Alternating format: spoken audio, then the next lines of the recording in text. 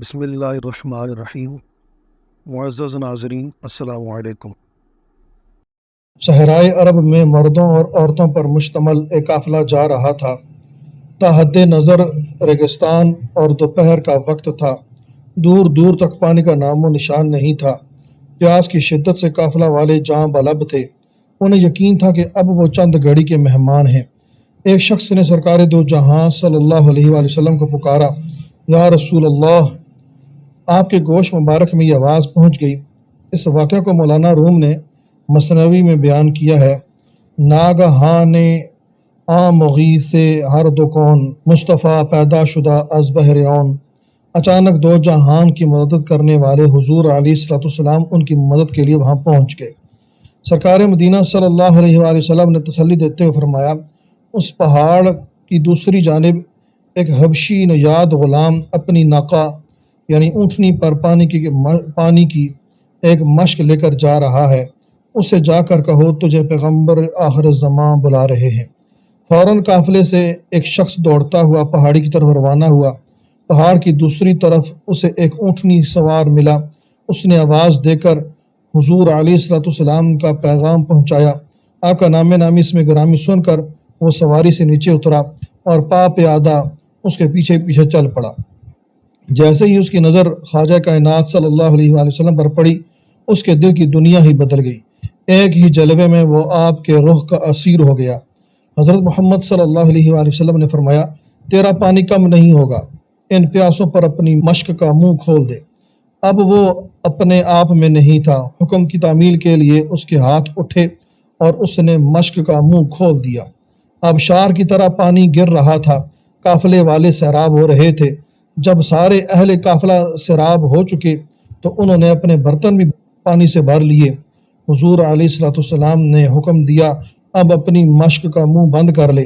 اسے یہ دیکھ کر سخت حیرت ہوئی کہ اتنا پانی بہہ جانے کے بعد اس کی مشک کا پانی ایک بوند بھی کم نہیں ہوا۔ حبشی غلام کا بیان ہے کہ میں نے دیکھا ایک دریا میری مشک میں داخل ہو رہا ہے اور اہل قافلہ سیراب ہو رہے ہیں۔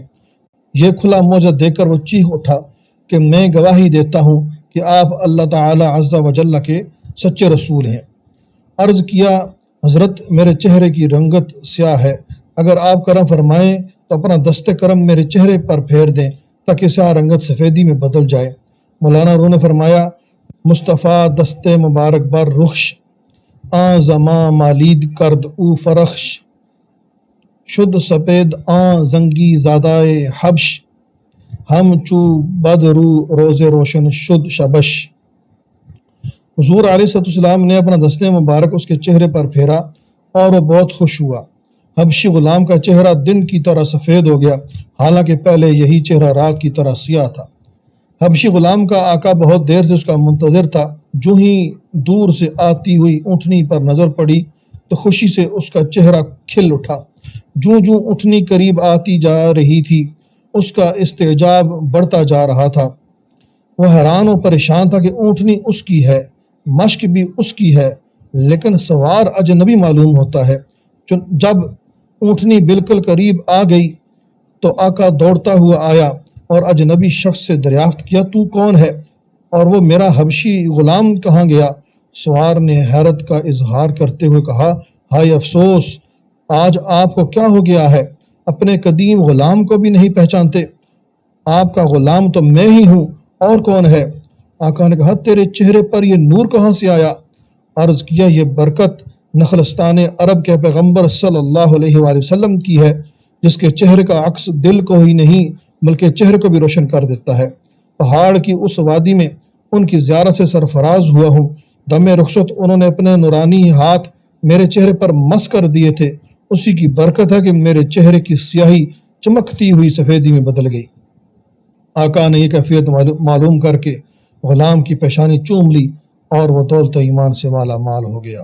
خوبصورت ناظرین، ویڈیو دیکھنے کے لیے بہت بہت شکریہ۔ اگر آپ کو ویڈیو پسند آئی تو چینل سبسکرائب کر دیں اور اگر چاہیں تو لائک اور شیئر بھی کر دیں۔ اللہ پاک ہم سب کا حامی و ناصر ہو، آمین۔